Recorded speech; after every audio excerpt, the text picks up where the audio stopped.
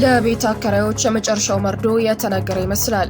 በአዲስ አበባ ከተማ ቤቴን ለራሴ ወይንም ለዘመዴ ፈልገዋለሁ እያሉ ተከራዮችን በሐሰተኛ ምክንያት የሚያስወጡና በጀርባ ድርብ ውል በመፈረም ህዝቡን የሚበዘብዙ የቤት አከራዮች ላይ መንግስት የማያዳግም ማስጠንቀቂያን አውጇል።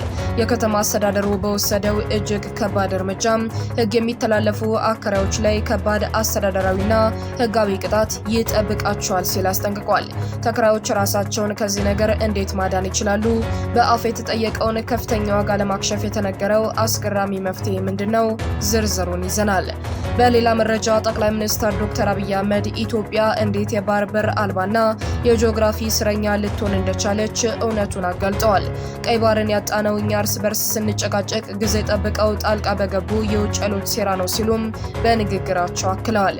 ነገር ግን ለጠላቶች በሙሉ ከባድ ማስጠንቀቂያን ያስተላለፉ ሲሆን የኢትዮጵያን መሻትና ጥቅም ማስቆም የሚችል ምድራዊ ኃይል በጭራሽ የለም።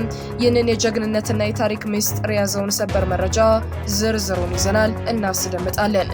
በውጭ ዜና ኢራን በአሜሪካው ፕሬዝዳንት ዶናልድ ትራምፕ በእስራኤሉ ጠቅላይ ሚኒስትር ቤንያሚን ኔታንያሁና በሌሎች የምዕራባውያን መሪዎች ላይ እስከ ለተሞታቸው ድረስ በሰላም አይተኙም የሚል አስፈሪ የበቀል አዋጅን በይፋ አውጥታለች።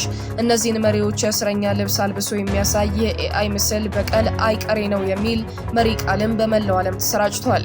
እነ ትራምፕን ይዞ ላመጣልኝ ወረታውን እከፍላለሁ የሚለው የኢራን አስፈሪ ዛቻ ምን ይመስላል?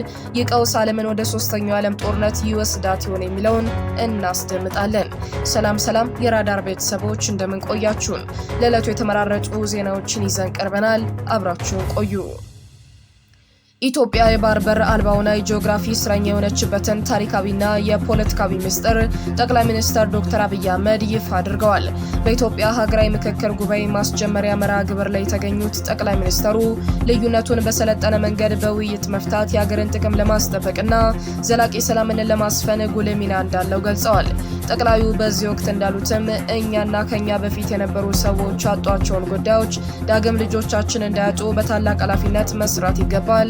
ኢትዮጵያ የባህር በር አልባ ሆና የጂኦግራፊ እስረኛ የሆነችበትን ዋና ምክንያት ያልተመረጠና ያልተወያየ መንግስት በፖለቲካ ሸፍጥና ሴራ እንዲሁም የውስጥ መከፋፈልና ስንፍና መሆኑን አብራርተዋል። ቀይ ባህርን ያጣነው እኛ ስንጨቃጨቅ ጊዜ ጠብቀው ጣልቃ በመግባት መሻታችንን እንዳናከናውን ባደረጉ ኃይሎች ነው ሲሉ አጽንኦት የሰጡት ጠቅላዩ ይህ ታሪካዊ ክስተት እንደ አንድ እኩይ እሳቤ መገለጫ የሚጠቀስ ቢሆንም የኢትዮጵያ መሻትና ጥቅም ማስቆም የሚችል ኃይል እንደሌለና ያልተሳካው በውስጥ ስንፍና እንጂ በአቅም ማጣት እንዳልሆነ በጥብቅ አስገንዝበዋል። ኢትዮጵያ ለሺህ ዘመናት ያስተዳደረችውን በባለቤትነት የያዘችውን ለራሷም ለከባቢውም መጠቀሚያ ያኖረችውን ቀይ ባህር ያልተመረጠ መንግስት፣ ያልተወያየ መንግስት በሸፍጥ ኢትዮጵያን የጂኦግራፊ እስረኛ እንዲያደርግ ያደረገበት ዋናው ምክንያት በውስጥ ያለን ስንፍና እንጂ የኢትዮጵያን መሻትና ጥቅም ማስቆም የሚችል ኃይል ስለነበረ ስላለ ስለሚኖር አይደለም።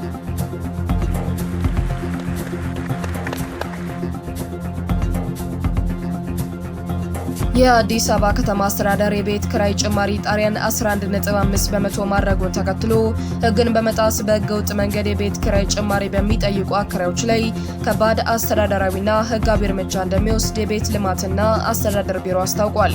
በተለይም ተከራዮችን ቤቱን ለራሴ ወይንም ለዘመዴ ፈልገዋለሁ በሚል ሐሰተኛ ምክንያት በማስለቀቅ በምትኩ ከፍተኛ የክራይ ዋጋ በመጫንና የ11.5 በመቶ ጭማሪ ሕጋዊ ያስመስለው የመጫን ተግባራት በስፋት እየተስተዋሉ ይገኛሉ ሲል አስጠንቅቋል።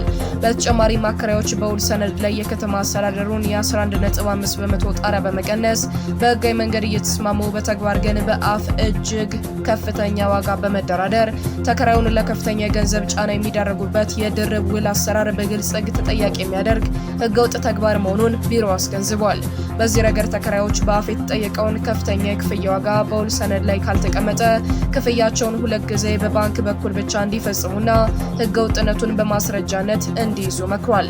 ቢሮ ህግ ተላልፈው በሚገኙት ላይ ከባድ አስተዳደራዊና ህጋዊ እርምጃ እንደሚወስድም በጥብቅ አስጠንቅቋል። የኢራን አብዮታዊ ዘብ በዶናልድ ትራምፕ በቤንያሚን ኔታንያሁና በሌሎች የምዕራባውያን መሪዎች ላይ ጠንካራ የአደን አዋጅ ማውጣቱን አስታውቋል። ከአብዮቱ ዘብ ጋር ግንኙነት ያለው ሃምሻሪ ጋዜጣ ትራምፕን፣ ማክሮንንና ስታርመርን እንዲሁም ሌሎች መሪዎች የእስረኛ ልብስ አልብሶ የሚያሳይ በሰው ሰራሽ አስተውሎት የተሰራ ምስል በቀል አይቀሬ ነው በሚል ርዕሱን ይፋ አድርጓል። የኢራን የበላይ መሪ አያቶላ አሊ ሀሜኒ ያስተላለፉት የቅጣት ጥሪ ተከትሎ የወጣው መረጃ እንደሚያመለክተው በኢላማ ውስጥ የተካተቱት መሪዎችና ከፍተኛ ወታደራዊ ሹማምንት እስከ ዕለተ ሞታቸው ድረስ በሰላም እንደማይኖሩና የበቀል እርምጃው በእርግጠኝነት እንደሚፈጸም ተገልጿል። ይህም በዓለም ፖለቲካ መድረክ ላይ አዲስ የውጥረት ማዕበልን ሊፈጥር ችሏል። ለሰዓቱ የመራረጥናቸው መረጃዎች እነዚህን ይመስሉ ነበር። አብራችሁን ስለነበራችሁ እናመሰግናለን። በሌሎች የራዳር መረጃዎችና ትንታኔዎች እስከምንገናኝ ሰላምና ጤና ለሀገራችን። መልካም ጊዜ